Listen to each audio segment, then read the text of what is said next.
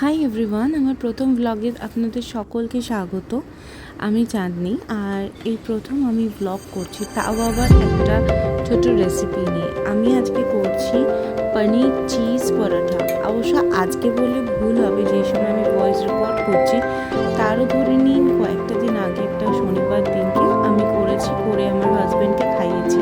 অনেক দিন ধরে ইচ্ছে করছিল পরোটার মাংস খাওয়ার জন্য, বাট সেদিনকে শনিবার ছিল।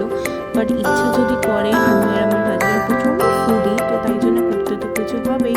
আর শুধু পরোটা খেতে ইচ্ছে করছিল না, তাই তার আবদারে চিজ পনির পরোটা। অবশ্য আমার এটা প্রথমবার বলতে সম্পূর্ণটা প্রথমবার, মানে বেলা থেকে শুরু করে পরোটা বানানো থেকে শুরু করে সম্পূর্ণটা।